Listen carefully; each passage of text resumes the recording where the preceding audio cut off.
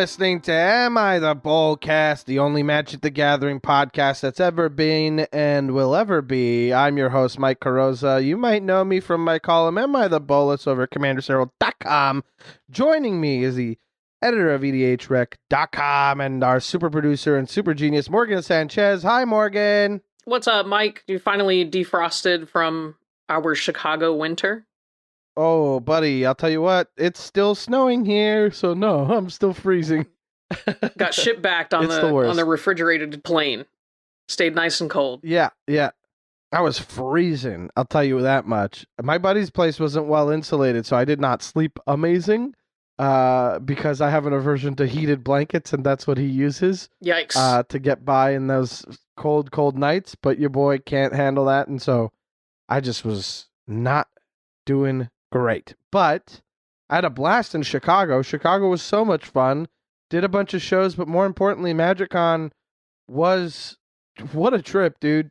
I mean, first of all, thank you to everybody who came to our meet and greet. 10:30 a.m. on a Sunday. We were both kind of like, yeah, we'll see. People will show up because they got to fill out that little booklet. Some people are completionists. They know creators are giving stuff away, whatever. We'll get a couple people to stop by like that. But it ended up being like the whole time we kept bumping into people, People came to see us. I gotta say, we had a line. It wasn't that we bumped into. We had a line. It was no Scrybabies line. Shout out to Scrybabies, whose line needed to be capped because it was so long. But our line, like we had a line. We had a line. People showed up not just to come get free stuff, not just to get like some stuff signed to finish a scavenger hunt or whatever. We had people showing up and telling us how much they love the podcast and love the column. And honestly, that ruled so hard. That was, what a trip. Thank you so much to everybody who stopped by the booth. It was the best thing. I mean, I think my favorite part is, I believe his name was Diego. Diego came up and said that he, on his lunch every Wednesday, looks for the Am I The Bolus column and was super excited to meet us. We signed a bunch of play mats. My other favorite thing is just how many new Magic players came to our line. Yeah. And you can always kind of tell because they're a little bit, like, maybe they definitely haven't done this before, so they're kind of like, oh man, like, I don't know if this is the Queen of England or this is some nobody kind of thing. And, yeah. Like, there's that one guy who was playing for like very approachable, like 6 months or something, and that's crazy to me. Yeah. Like, how cool is it that you're so into this game, you're willing to spend, $100, whatever it is, for the ticket to go and meet people you don't even know? I think that's just the coolest thing. Yeah. And just get into it. Like, I mean, we had to elevator pitch our podcast a couple times, to some felt like I was on Shark Tank. Ultimately, yeah, a little bit, right? But it was really cool. Like, somebody showed up with a skateboard. Actually, I got to sign that skateboard while waiting in line for food. The guy was right behind me. I was like, that skateboard's so sick. And he was like, you're Mike, right? And I'm like, what? Yeah. He was like, I listened to your podcast because Callahan Jones and I went to school together, and I wanted to hear him on. He was so fun. He's so funny. You signed the skateboard. Beautiful. I signed a friggin' skateboard, dude. And just like Tony Hawk, yeah, right? I mean, yeah, what can I say? Friggin' Tony Hawk signing skateboards and Mikey C's signing skateboards. It was surreal. And then to top it all off, like, EDH Recast did a live show, and I got to moderate that, and it was a blast. First of all, having so many people in that room who love the EDH Recast, as someone who like has listened from jump. Like, I remember the article that went up on EDHREC.com announcing the podcast and going, let me find this feed and subscribe. And I've been listening for a very long time. And so sometimes it is a little nuts to be like, oh, I know Dana, Joey, and Matt. Like, I know these guys.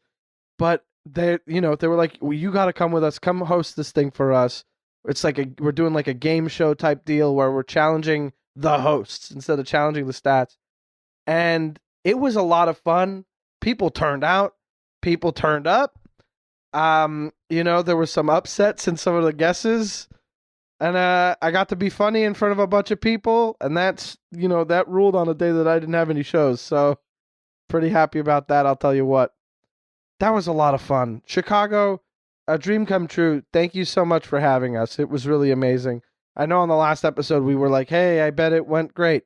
Hey, past me pretending to be future me, I can tell you as future past also me, Good job. It was even better. It was even better. I mean, it was just a total blast. I think that the event itself was done a lot better than it was last year as well. There was just a lot more free play space. You didn't feel so crunched. Huge. And I mean, I think that's not like exactly the event organizer's fault always, because they don't know necessarily how many people are going to come. There hadn't been a Chicago in a long time.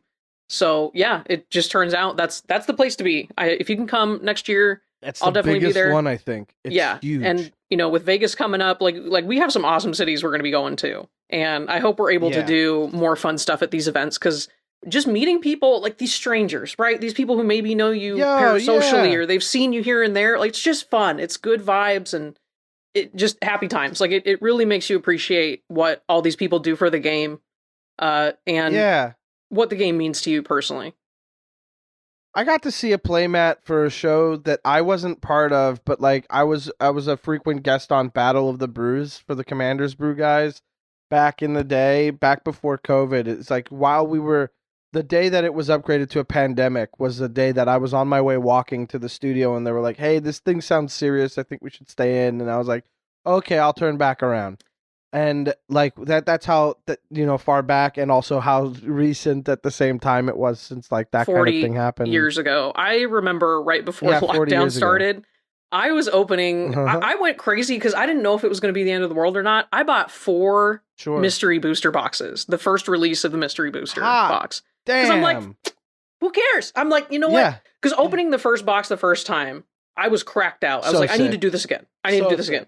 Like, immediately, yes. I was sitting in a barbecue restaurant down the street from the LGS, just cracked that box, ate my food, went back, got another box. Got 3 boxes in the span of a week. I did the same. I had no choice. I opened a Mana Crypt in both of my first 2 packs when I opened a box of Mystery Booster. Gotta do it again.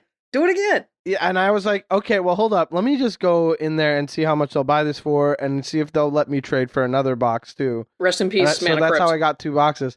Yeah, rest in peace, Mana Crypt, you worthless little...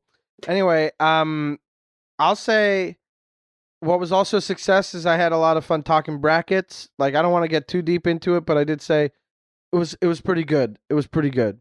It worked out. Like, the idea of tricking us, and Gavin said this on the EDA Trickcast, it's basically to trick you into having the conversation, and I think that was effective.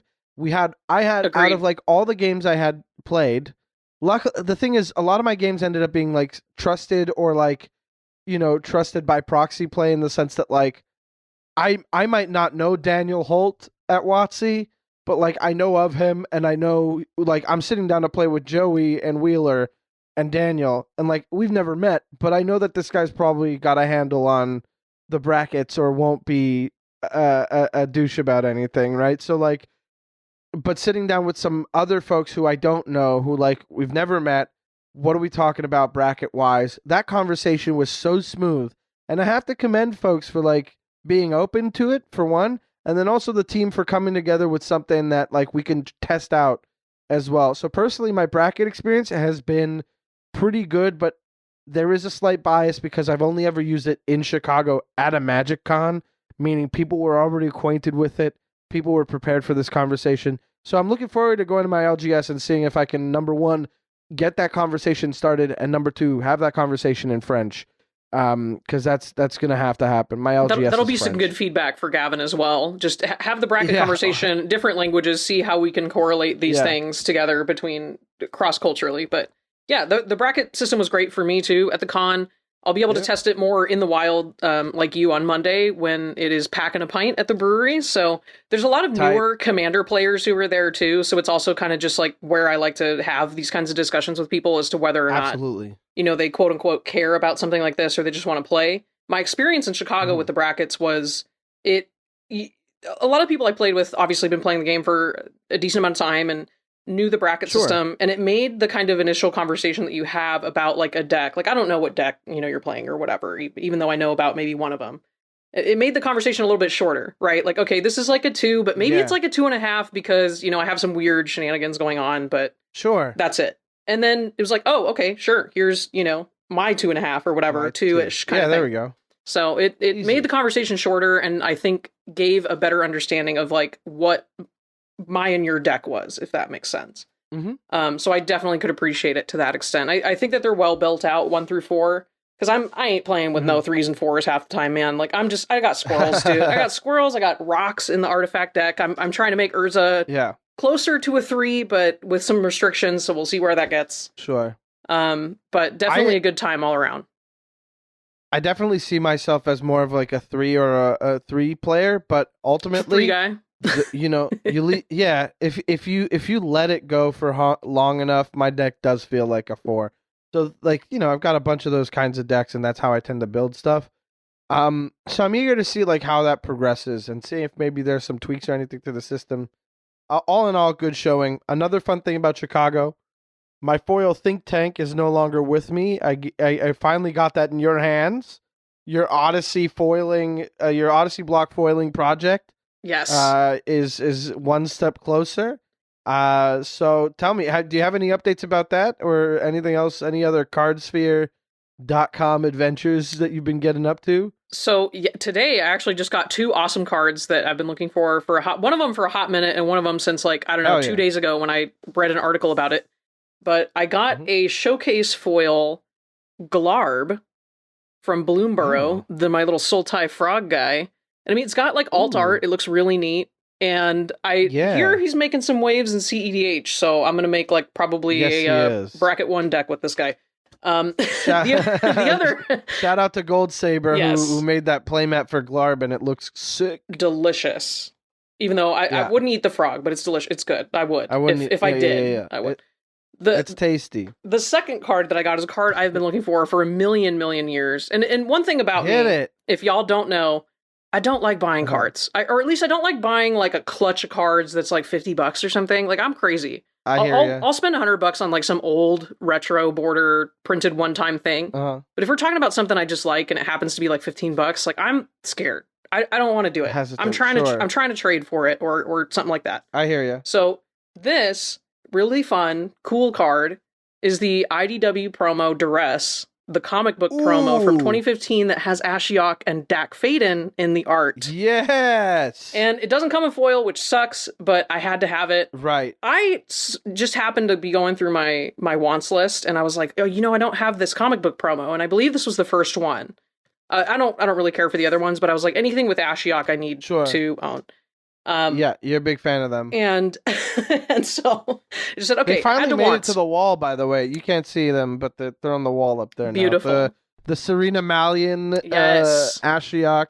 Yes. Diva Ashiok is the best. Diva. And so after almost not quite 15 years, but you could say it's almost 15 years. Almost. It's closer than not. I have my IDW promo Duress with Ashiok. And Slap so I'm a very happy buddy. Yeah, no kidding. Oh, did you take it out? Oh, did you take it out of his sleeve to show me? Is that what happened? Yeah. Okay. Everybody else can just picture it in their minds, but yeah. You don't want that glare on the camera. I put this on my wants list like 2 days ago, and somebody just immediately sent it to me. So if you have any qualms about things and you got a CardSphere balance, just start adding stuff to your list, dude. I'm telling you, like, it's such a cool, fun surprise to get the email 2 days later. A card that I've been looking for a decade, okay? And again, I'm not buying it. I want to trade for it, okay? We're trying to make it happen in a cool, fun way, and CardSphere was able to make it happen. Trading stuff away. You got that money in your CardSphere account. That's anyway. Yes. That's another thing is not make long. Sure that keep Make sure to keep your Odyssey block foil journey up to date, because that's the thing I'm most invested in, because next time I come through and it's done, I'm sitting on the floor. No table, no nothing. Yep. I'm sitting on the floor, on the carpet, like, you know, like being a kid again. And yes. You know what? I'm lying down on my belly. I got my your little pillow, feet kicking in the air. And your socks on? Buddy. Your cozy socks? Yes. And I'm kicking my feet behind me. So excited to go through this. What a set. One of my favorites. Incredible block. I have the cartographer from that set on my desk in foil right now, actually. Giancola Classic. I got it just for my like cards I love binder. Delicious. Anyway, that said, CardSphere.com is a proud sponsor of Am I The Bolcast, and we have a referral link in the description. Please use that to sign up for CardSphere. And like, you know, it does seem like we talk about like our experiences with them, and it's like, yeah, it's an ad. Yeah, technically it's an ad, but like we use it. It's awesome. It's truly like, it's been a great way to look at my collection as like not something that's like gathering dust at the moment, but now I'm going through it and I'm going through stuff that I want to sell or trade away, and I'm putting it all online, and it's going fast. So people are using CardSphere. Be one of them. CardSphere, get your cards here. CardSphere.com. Check out the referral link in the show notes. And I think it's time that we. Ooh, I knew it. Answer the phone. I had a feeling it's weird maybe how that there would be a phone call. Yeah, it's almost like there's a soundboard involved. Yeah, maybe that there's some trickery about. But anyway, well, let's take a look at. Let's take this call. We'll be right back.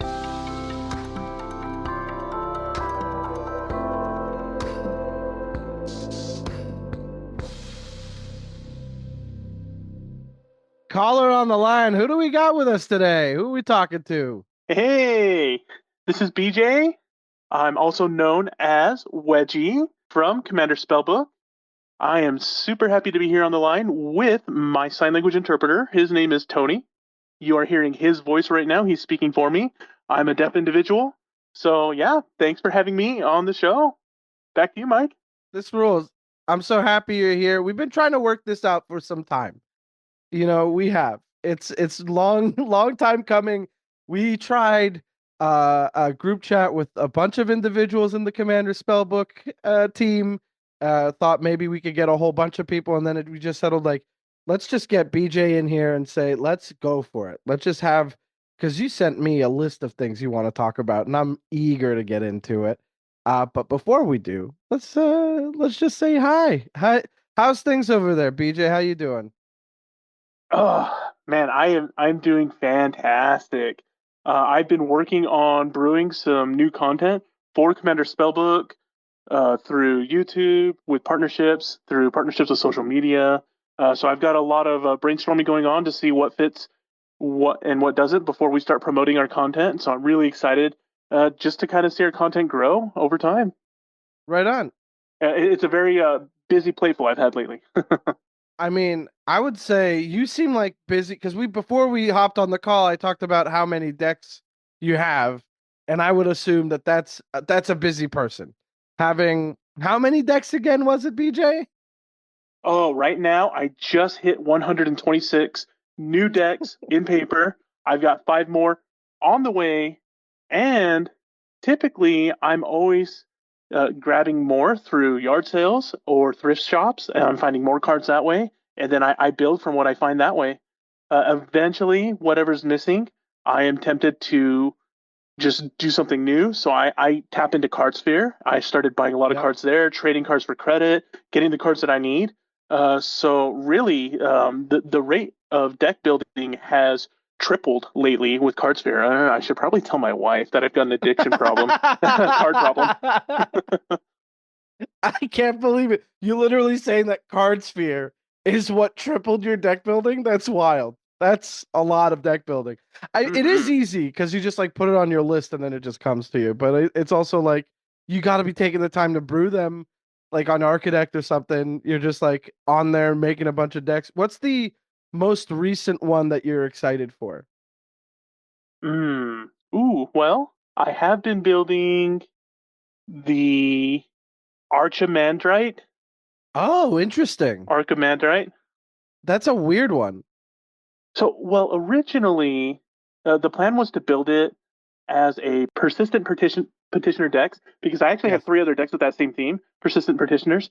And then I started thinking to myself, I need something a little different, so I'm going to change it to something else. I've got advisors, monks, counselors, that kind of theme. So I built it in a slightly different direction. I love that you stopped yourself from building another persistent petitioners deck because you already had 3 others. 3 other persistent petitioner decks? That's so many. Oh, yeah. Yeah. Well, so one of them is a pauper deck. So I'm excusing myself from that one. The other 2 are really the same. I had thought about switching them to some different themes and different concepts. The problem is I tend to find a combo from our website, right? Commander Spellbook. And then I just build a whole deck around that combo. And so again, That's why I have 126 different decks. They each have a unique style, unique combos. I just put them together and I can't stop. I mean, there's one thing that has to be said about the Commander Spellbook team is that it's all passion the whole way through, entirely. Yeah, and we actually took off with a volunteer team. That's where our roots are. We invested everything on our own. We did all the work, submissions on combos, editing. Now we've turned it over to the community. We rely on the community, and the community has been awesome. We've been growing and growing. I actually now have a dedicated developer on the team to help us with the back end, just to make sure that the combo submissions are more fluid and efficient so people can just submit them right away instead of having to go through a lengthy process. And so we've left that problem to the editors, and that's where they work.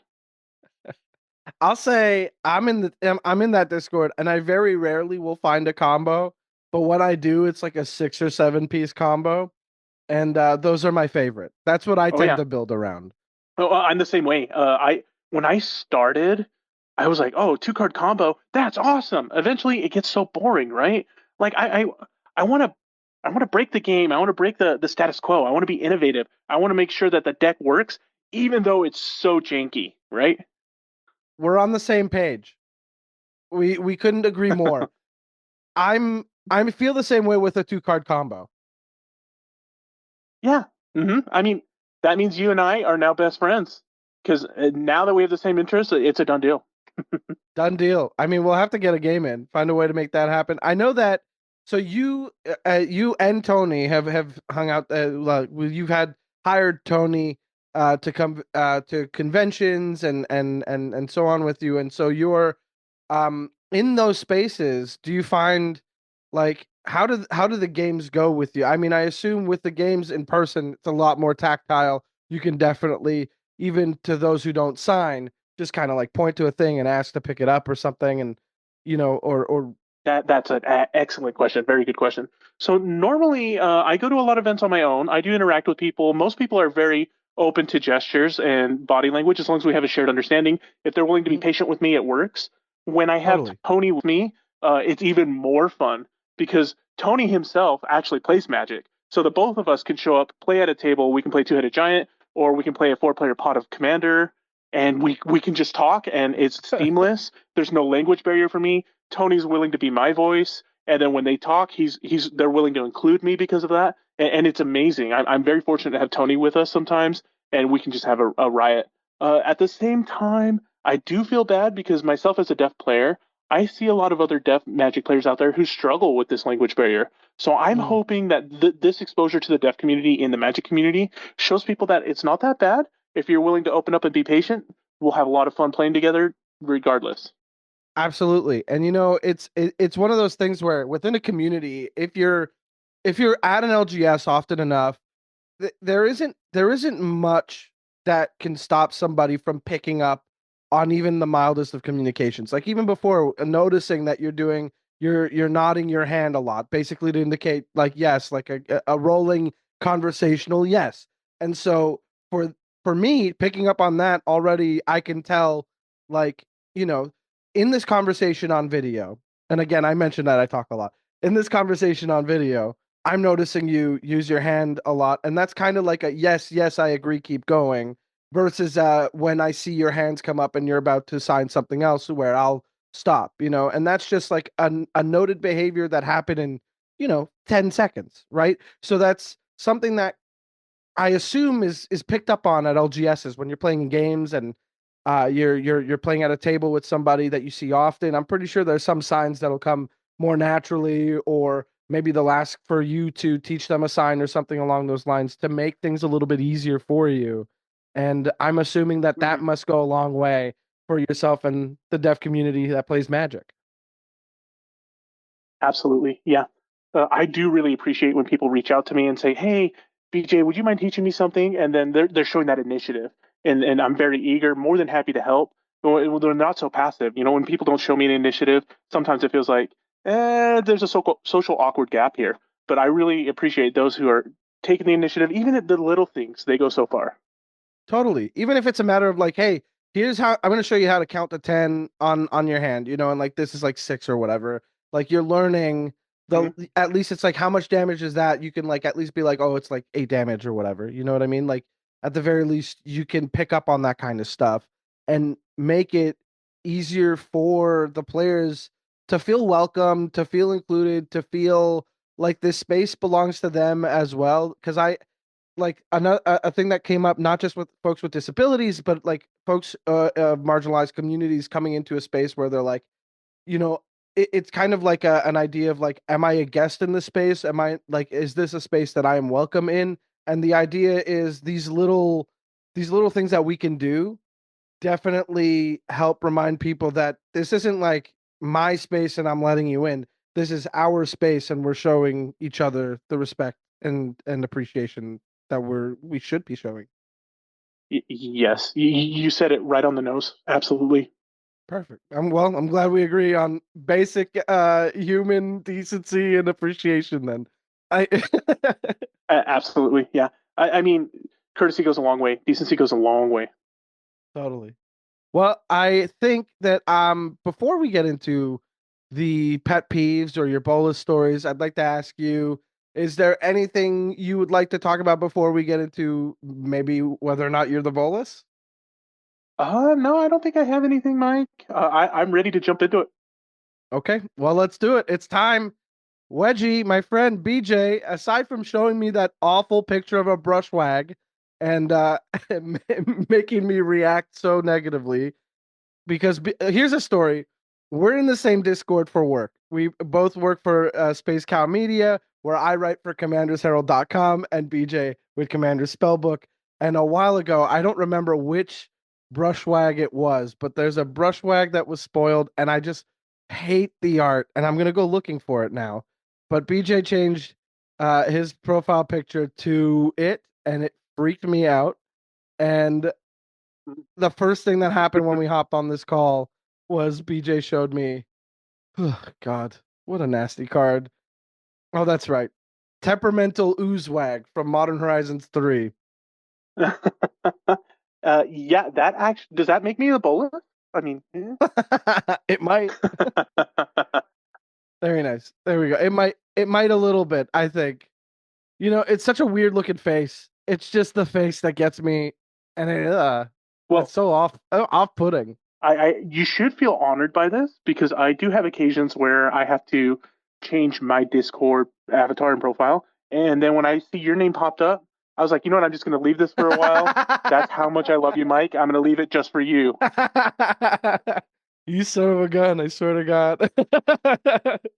Well, I think we're ready to get into it. Tell me about what would you like to go with first? You got 2 bolus stories and a pet peeve. How would you like to kick this off?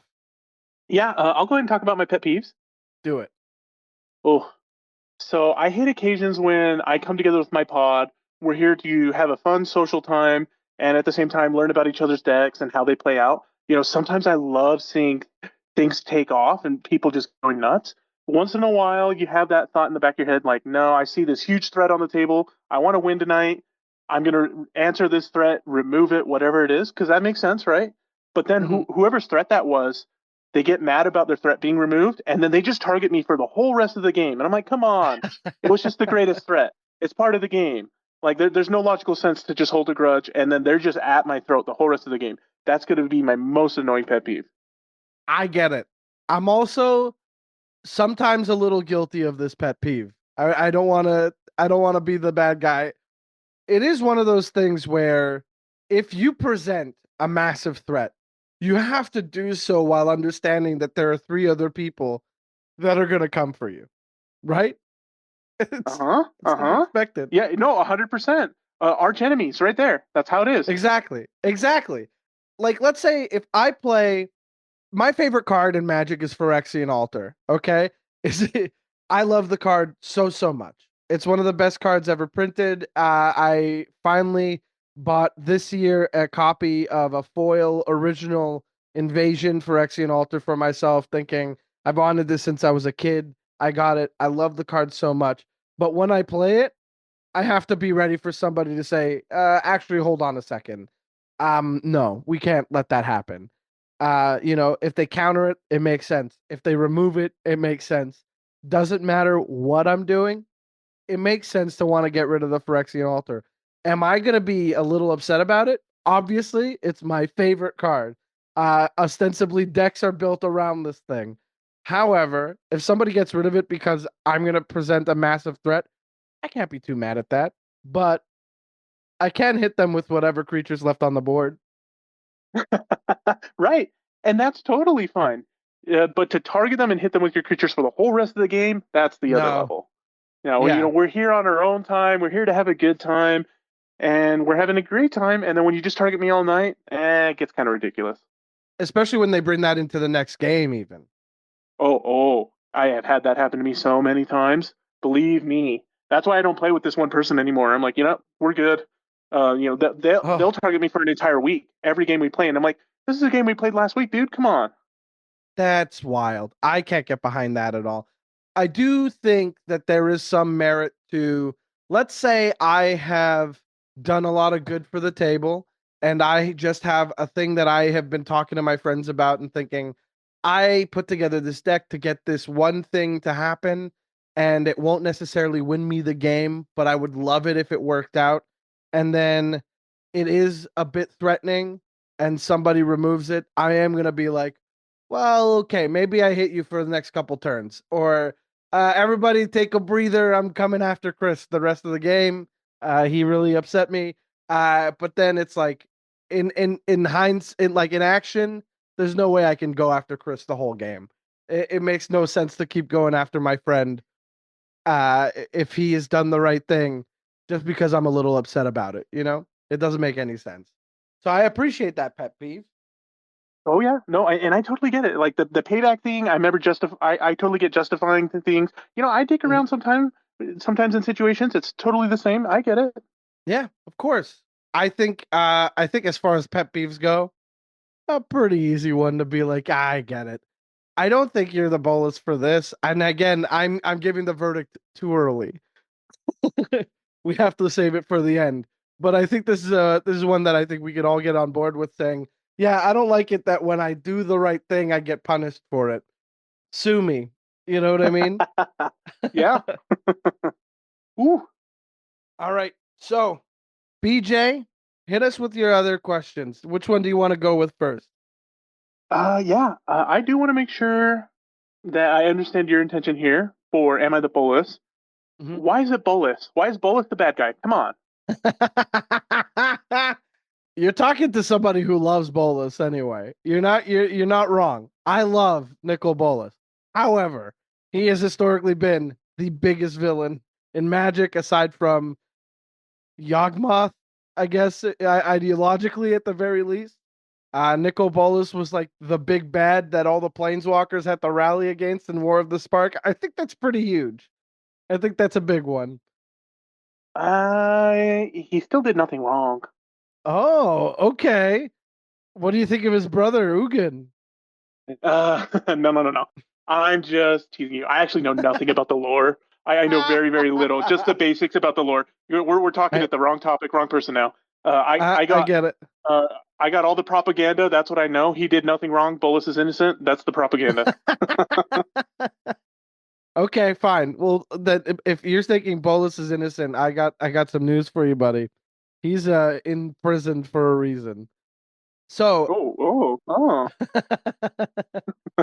what do you got for me, BJ? What are we doing? How do you want to go about this? Because we're talking about two pretty different kinds of questions here that you prepared. Yes, I do want to start with one. Okay. So typically, as a deaf Magic player, I tend to have the availability to play with other deaf Magic players through Spell Table. So that means we partner in a communal Discord community. We bring in ideas, and I like to give an impression of how to build a deck concept, sometimes with or without combos. From time to time, other members of the community get really excited and they say, "Oh, I've got this brand new deck I put together. I want to play it," and they bring it to the table, and we're all excited about that. Eventually, we hit a point where someone might say, "Well, I have this deck. I put it together. I found it online. I don't know how to play it. Tell me how to play my deck." And I don't want to play your deck when we're playing at the table. That's your deck. You built it. You play your deck. So I get to the point where it's kind of a recurring theme. And I get to the point where I'm like, you're on your own, buddy. You figure it out. So, am I the bolus?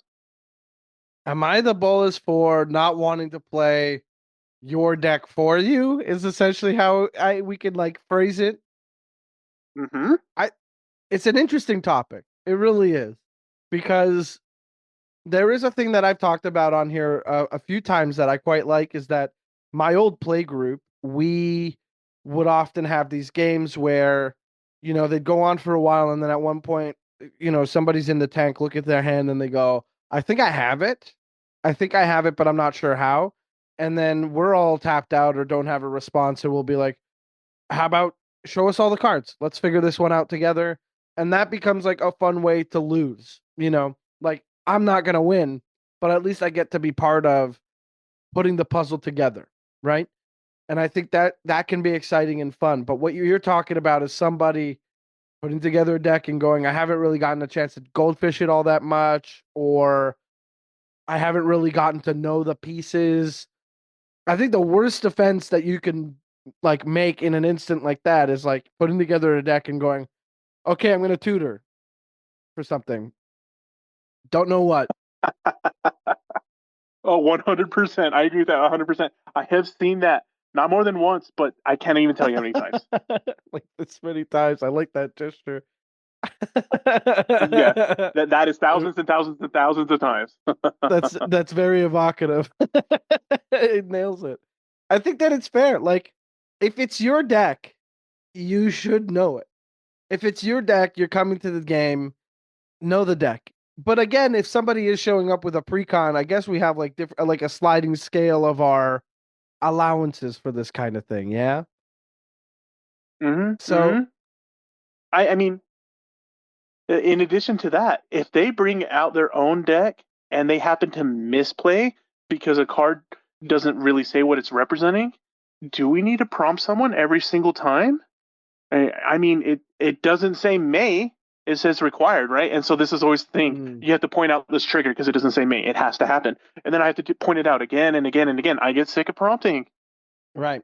Because then it's like, what is that even like? I assume that there's also like another, like that's a frustrating thing to begin with. But then it's also like, if you're playing with other deaf players, I imagine if the head's down and you're trying to get attention, are you like waving your hand in front of their board? And like, how invasive does that get? And that can be tough and tiring. Oh yeah, that's why I actually installed like some flashing lights. And so when I'm trying to get someone's attention, I hit those flashing lights. You saw them a little earlier in the show. Yeah, I've got them going right now, a bunch of different colors. that's fun. See, I just thought you're like, I like these lights, they're fun, but you got a practical use for them too. It's not just a vibe Oh yeah, thing. right. It's hard, you're I bringing mean, all this it is a stuff to the vibe thing table. too. It's both. Yes, definitely a vibe thing. You bring a lot to the table talking about like stuff that is difficult to be like, I disagree. Like, I can't disagree with you, because if you're coming to the table, know your deck. Yeah. Now, the next question, I have something I want to ask you. This might be controversial, a little bit of a hot topic. I see Okay. this on social media where people really bring this up. And it's really 50-50, people on either side of the fence. So I'm asking you, Mike, what are your thoughts on combos, period? Infinite combos with no payout or just any combos. What are your thoughts there? So combos are a difficult topic to broach without it being different categories, because I always say that I'm an engine guy. I love putting together an engine. There's so much evidence of me talking about an engine. I've already alluded. I've explicitly called Phyrexian Altar my favorite card in Magic. A very famously a broken combo piece, an artifact that trades one resource for another. It's my favorite thing. Sack a creature, make a mana, awesome. Like that's what I want to be doing. I'm an aristocrats guy at heart. So obviously, when I'm ready to combo or have an engine go off for, something like 20 triggers, if I can max out at 20 triggers even, I'll consider that a combo. Not an infinite, but it's a combo, right? So I'll put together an engine that's like 6, 7 cards, and I'll feel very excited and happy about that. If I see another player put it together, it's also a matter of this is easily disruptible. There are so many pieces that are necessary to make this happen. So that kind of combo, I feel no problems with. However, 2-card combos, get that out of here.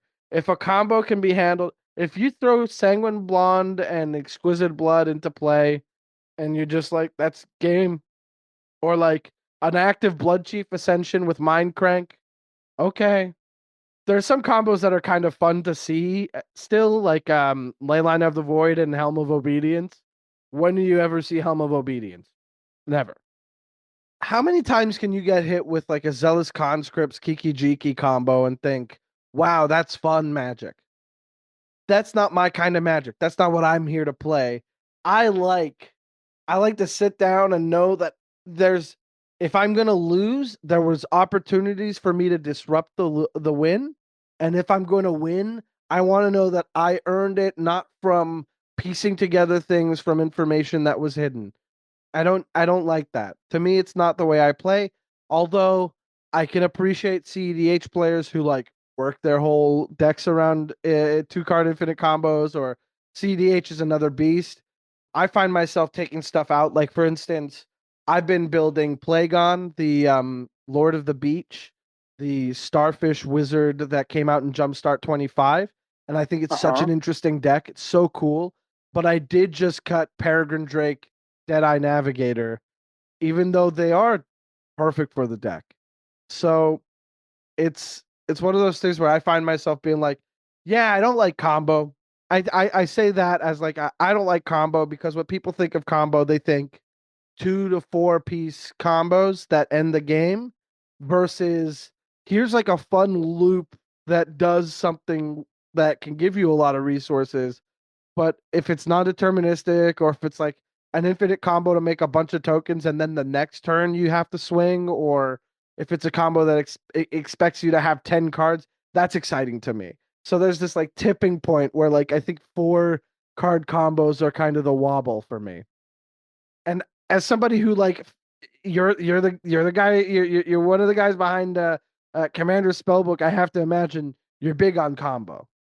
Oh, well, originally I started off with liking the idea of combos themselves. Over time, as I played, I really like to be anti-meta on the other end of the spectrum. So if I see players with a lot of combos, I try to figure out how to just stop it or break their combo before it goes off.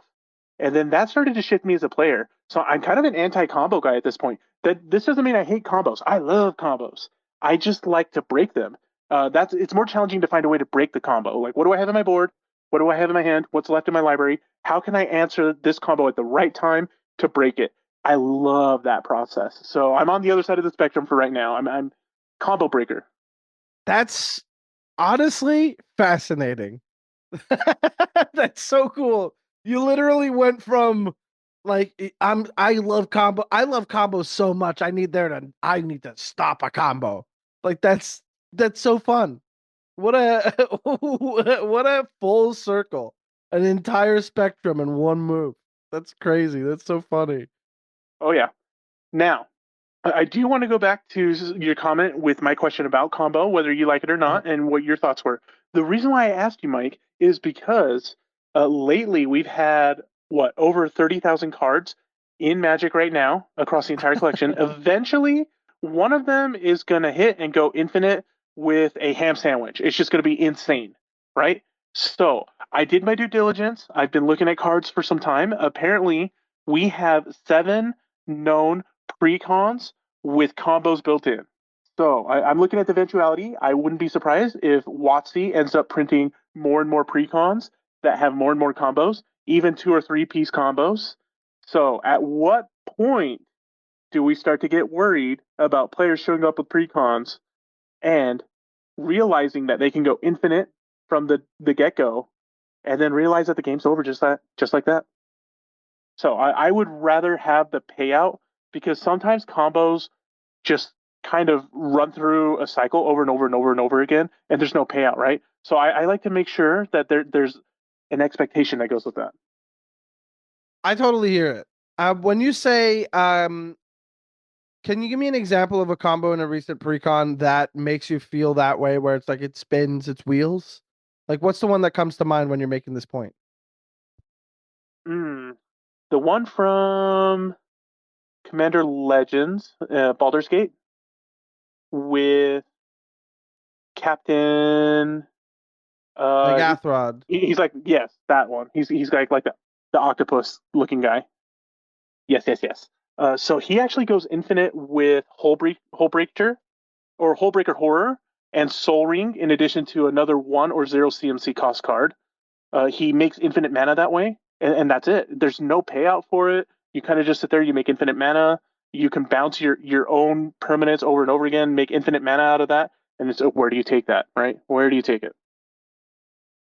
I mean, Hullbreaker Horror. You know what?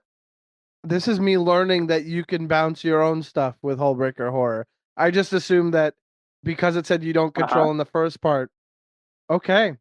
Okay. Well, there it is. Yep, you got to read the card. You got to explain the card. I'll say I'm surprised to hear about that, but also I think it's kind of exciting. Here's why. I think it's exciting for a player to find the infinite combo, and their reaction to it is what then leads them to find out more about what kind of player they are. So I think it was like Carmen from WotC who talked about foundations and designing the set and putting an infinite combo in the set. And in fact, like at least two, no, not two. There's one infinite combo, and then there's like 2 card I win combo. But the blood, oh god, the Bloodthirsty Conqueror, I want to say is the name. Yes, Bloodthirsty Conqueror with that Blood Priest common that is essentially the Sanguine Bond Exquisite Blood combo that goes infinite together to win the game. That's essentially like an aha moment for a player. Now, of course, when she said that when they're designing foundations, it is like it should be a light bulb moment. This is how you discover magic. This is how you find what you like in magic. You're picking up these cards and you're saying, this is a cool effect. This effect kind of complements it. Oh, wait, it complements it so well? Like, oh, too well. Oh, what happens when I do this? And then your reaction to that dictates how you move forward from there. So, for instance, knowing myself, when I put together a deck and there happens to be an infinite combo that I didn't see coming, or it was like too easy to assemble an infinite combo, like I found in my testing with Plagon. I'm on my deck builder site online. I'm in the play tester and I'm playing Plagon, and then ultimately I find myself going, well, the moment I hit Peregrine Drake, the game is done because I've already got Peregrine Drake, I've got Eldrazi Displacer, Deadeye Navigator, and a bunch of ways to blink. I think I got this. So I'm looking for that card. And to me, that takes away from the variety of the deck, which is what I want out of Commander. I don't want to sit down and have the same game over and over again.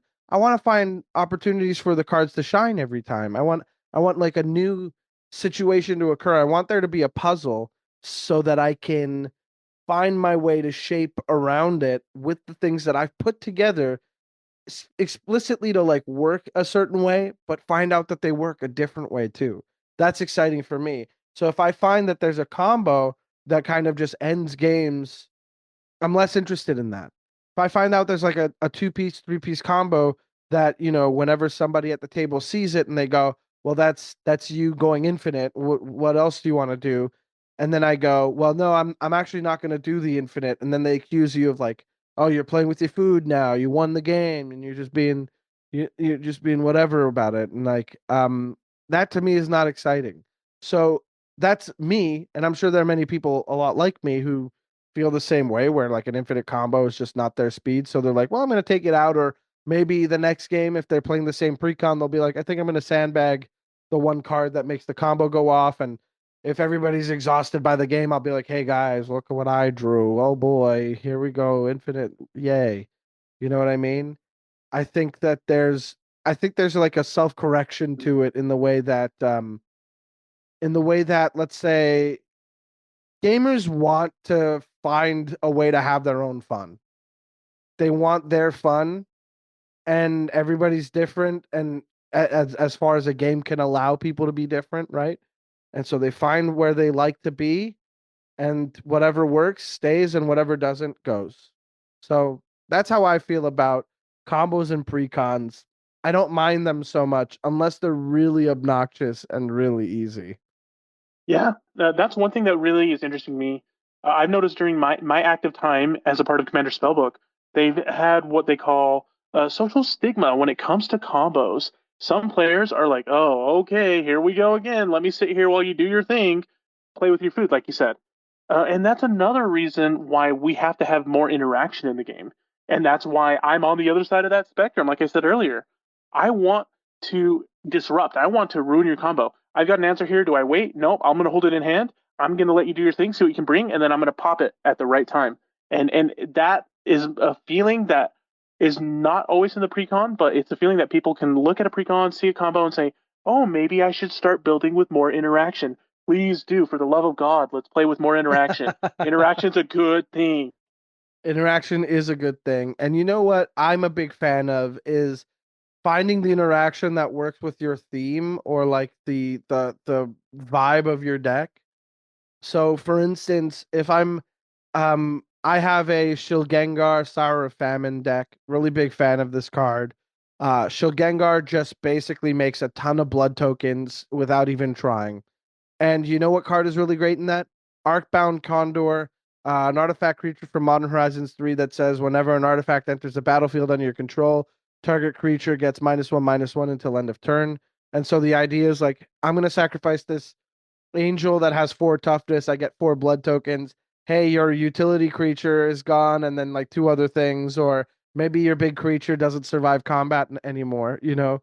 So that kind of creature interaction is easy to like deal with because there's a lot of stuff that affects creatures, but obviously you throw in like Lauren of the Third Path or Reclamation Sage, like you're gonna find your cards that work with your deck thematically, but also serve the purpose of making sure that you can keep the game going if somebody's threatening to win, or protect your piece. And obviously, interaction is the way to go through it. But then there's also just proactive protection. You can play a lot of that heroic intervention type stuff or Avacyn Angel of Hopes. You know, I didn't realize just how much interaction I packed in my decks because I always think of interaction when I think of, removal heavy decks. I think counter spells and I think board wipes.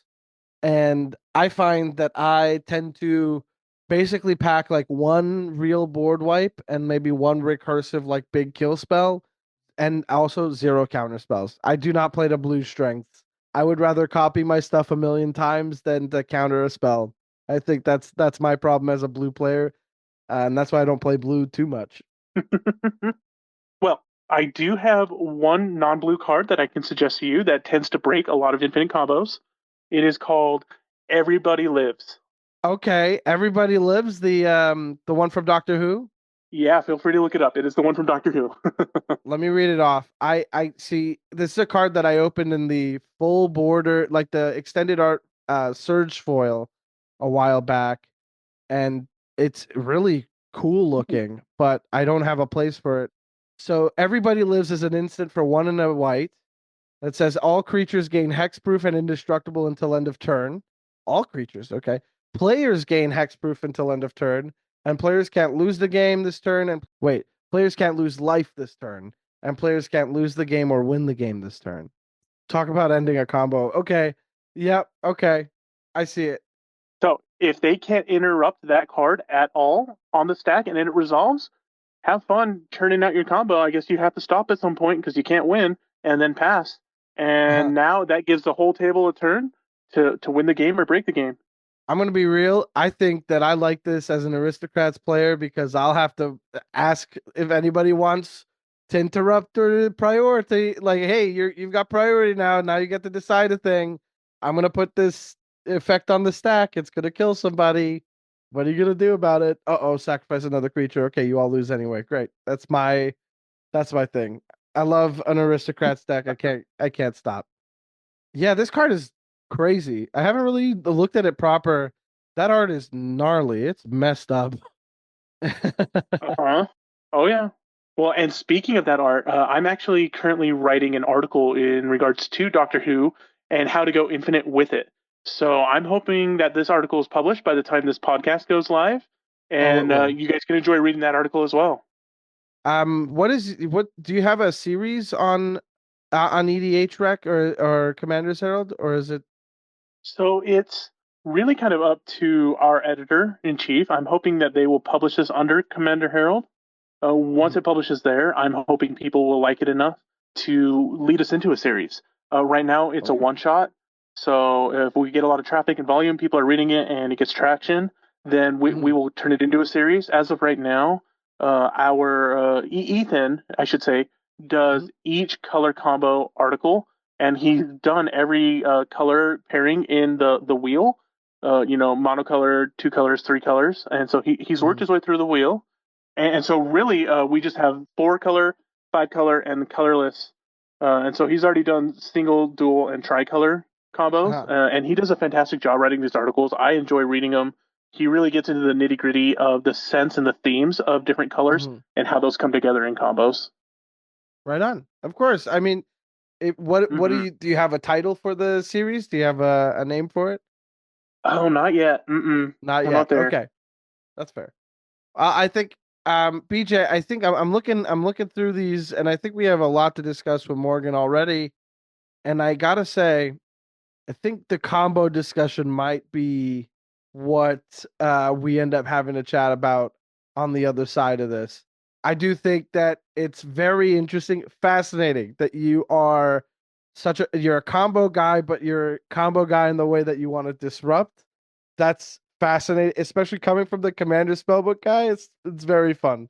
It's so interesting to think about because what a completely unexpected thing to happen here. I think that basically that does it for me. How do you feel about ending it there? No, I'm feeling really good, Mike. Tony, how are you feeling? Yeah, I'm feeling good too. Awesome. Well, let me ask you, where would you like people to check your stuff out? What would you like to direct our listeners' attention to? And if you have like a parting thought. Typically, I'll share this through our Discord and our social media platforms, especially when it comes to Blue Sky. Yeah, the push to Blue Sky. I mean, this is coming out way later, but a lot of us are now on Blue Sky. And so we're coming on to Blue Sky, and we're trying to be proactive about maybe like one of those like, hey, starter packs of here's all the people you should follow from, EDH Rec and Commander Herald, Commander Spellbook, and all that. So keep an eye out for that. I think that does it for me, BJ. How do you feel? You feeling good? I am feeling fantastic, Mike. Thank you for having both of us as a part of your podcast. I've had a great time talking to you today. Me too. I had a blast, and if you ever think of more things to bring up for the podcast, we can do this again. No trouble at all. We'll be happy to have you. And folks, folks out there, if you're at an LGS, a parting thought, just a reminder to make everybody feel welcome. I mean, we talked about it off the top, so it's easy to forget that we had this conversation earlier because it was about 40 minutes ago. But I think the main takeaway here isn't just about combos. It's about inclusivity and understanding. And so be sure to do whatever you can to make people feel welcome and less intimidated by entering a space like an LGS can be. And hell yeah, can't wait to get some games in together. Hopefully we'll be able to do that soon, BJ. Ooh, likewise. Oh yeah. All right, we're going to head on to the other side and go talk to Morgan about whether or not BJ is the bolus.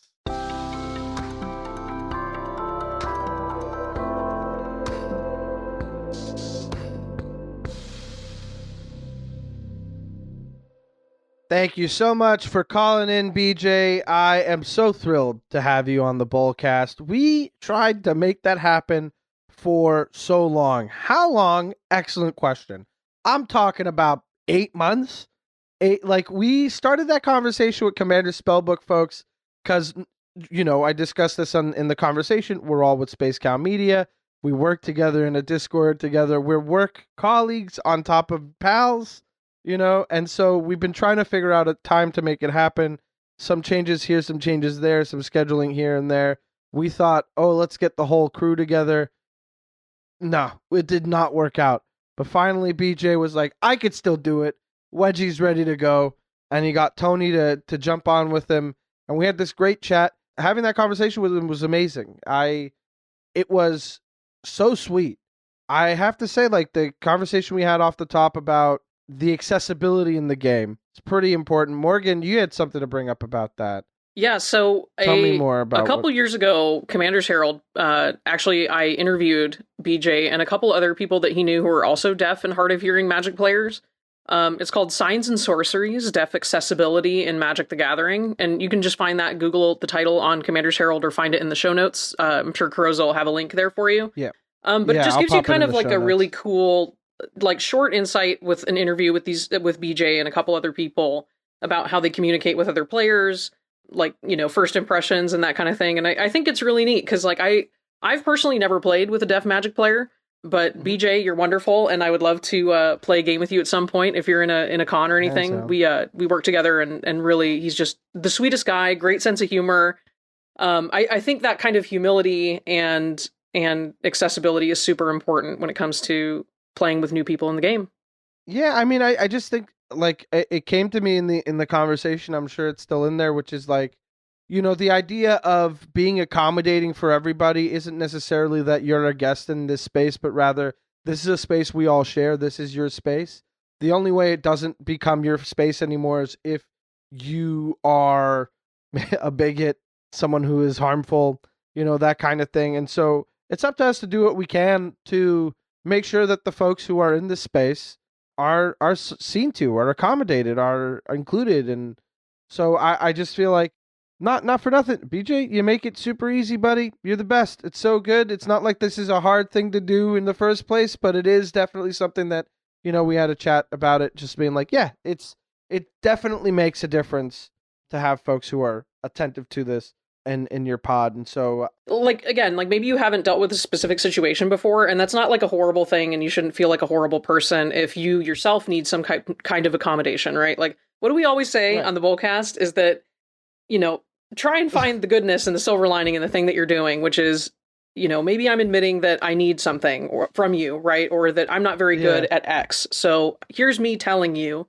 and putting it all out there. We can have a conversation about it and then figure out where to go from there, right?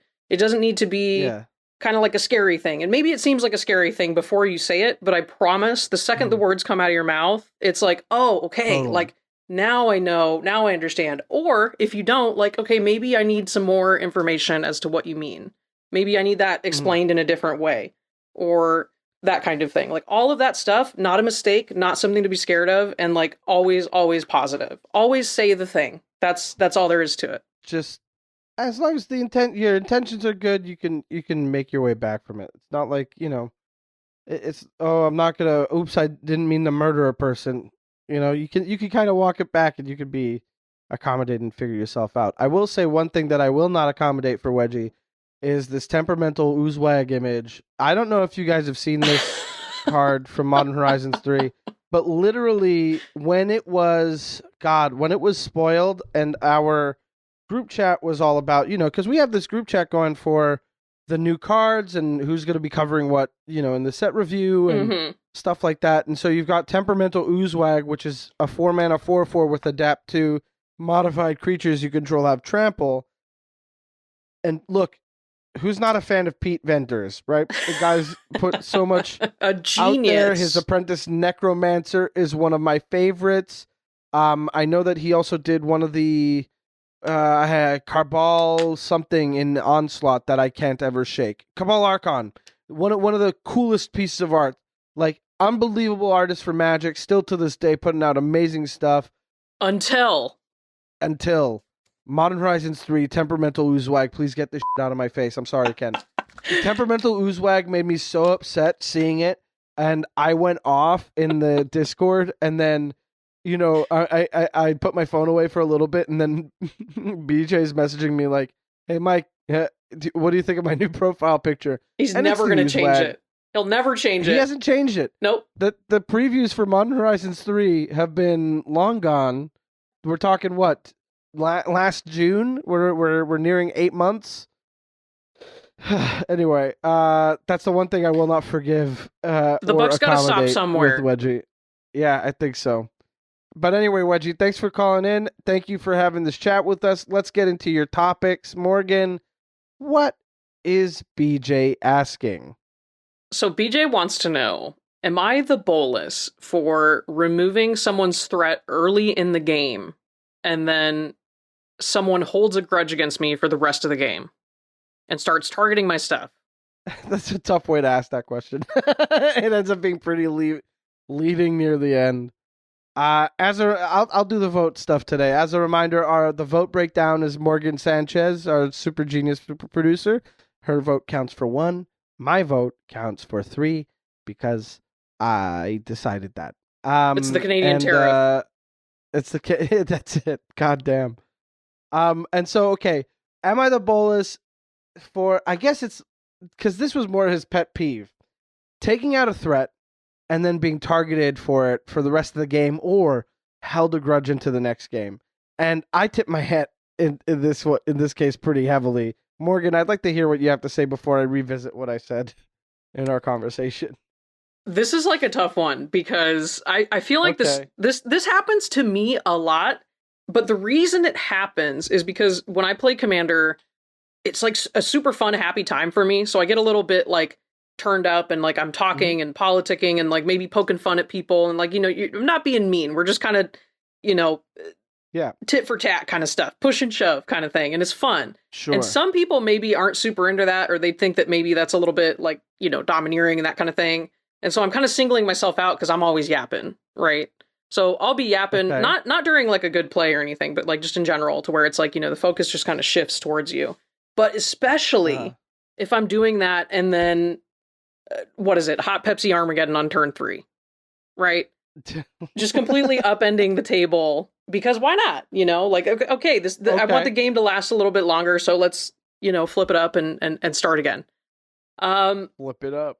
If I had to say if BJ was the bolus or not, I would say no.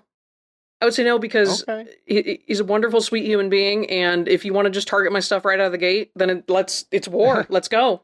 I'm willing to accept the challenge. That's the game, right? The game is war, 4-way war.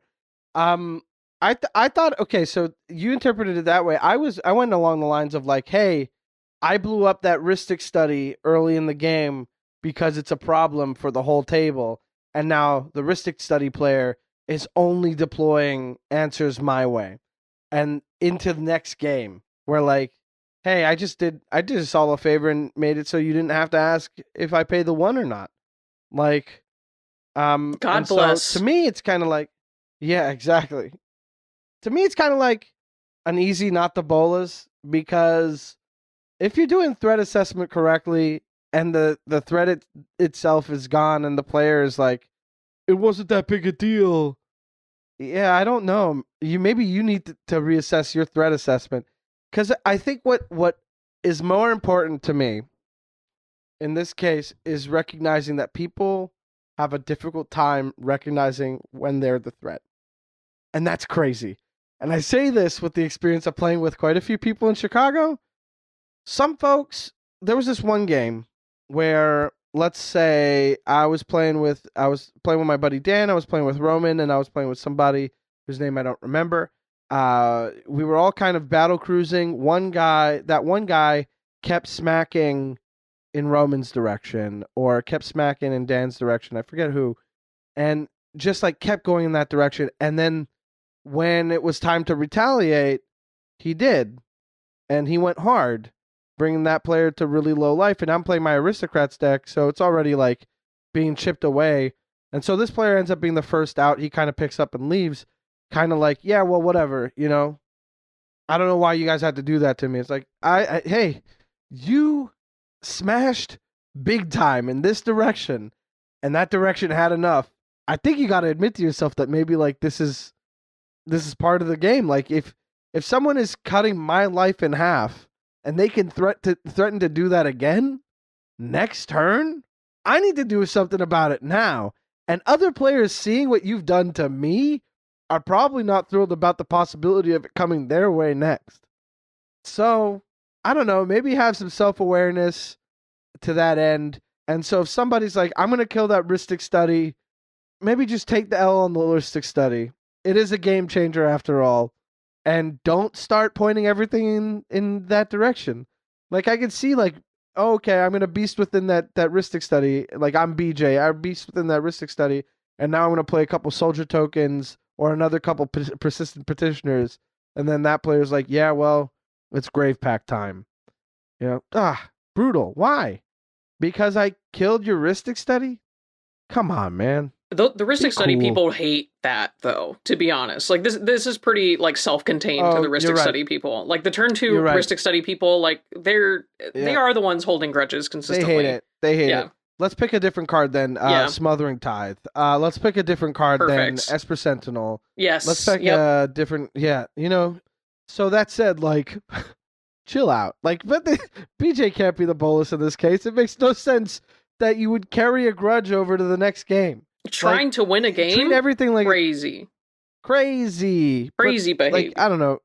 Make sure your threat assessment is on point and don't be this person. Like, it's fair to have like a turn. Like, you can be a little tilted. It's fine. Look, I remember one of the things that I do in my play group is my buddy Chris will like deal damage to me on turn 1 with like whatever hasty creature he gets out, and I'll be like, that's it, Chris and I are mortal enemies. Time for me to use everything I got. Hey guys, rest of the table, take it easy. I'm only coming after Chris. And then I'll do one thing at his stuff, and then that fulfills the whole thing or whatever. It's fun to pretend that I'm going to do everything in that direction and be like spiteful, but then in the end, you don't want to do that. Like, you want to play the game for real. That's part of the fun. So, all told, not the bolus. Easy peasy, not the bolus. Thank you for calling in, BJ and Tony. Thank you for being on the podcast and having that chat with us. We're looking forward to getting some games in. Really excited to hang out again. And yeah, that'll do it. Morgan, do you have any thoughts on this one? Do you think we should end it there? What do you got? I think it's time to scoot the day. Oh, buddy, is it ever? Let's scoot today. Scoot the day. And we'll be back with another episode pretty soon. Maybe we'll do one where we're covering Chicago in a little bit more depth. Talk about some cool specific things that happened. But I think we did a lot of that today, too. Maybe we'll be back. Maybe we won't. No, we'll be back. We'll see you in 2 weeks. I don't know. I never am good at ending these. It just kind of feels like I should just end it without... We could say that it ended. And then it doesn't end, and I keep going. Yeah. Because I don't know how to end it. Yeah. It's not then weird. It's like it makes sense. It's like a bit. Yeah, exactly. Because if you keep doing a bit, you could put a lot more sound effects at the end here, like to really make it pop. Good like stuff. A bunch of chickens again, because chickens are in the news, right? And then we could put like drills and hammers and stuff because we're building a wall. And I don't know what I'm saying anymore.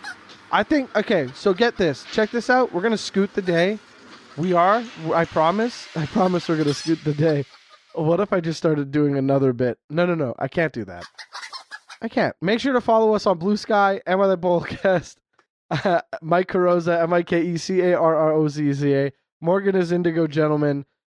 Technically still on Twitter, but don't like it so much. I'm on Instagram personally. It is what it is. Check out my stand-up comedy. I got some stuff out there. I've got a podcast about Married at First Sight Australia that you could check out. I don't know. I'm just looking forward to doing this all again. Chicago is fun as hell. If you're still listening, that rules. If you're still listening, that rules so hard. I hope I get to go to Vegas and I get to hang out with more people again. I hope I get to go to Atlanta. I hope I get to go to all of these, and I hope I get to see all you guys again, and we get to play some games. Shout out to everybody I got to play with. Shout out to Matt and Sneasel for being the first folks that I got to play with. You guys rule. Everything about Chicago ruled. Hope we can do some more. Thank you so much for supporting the podcast, for supporting us. Check out edhrec.com. Check out commandersherald.com. And the day has been scooted. Don't even worry about it.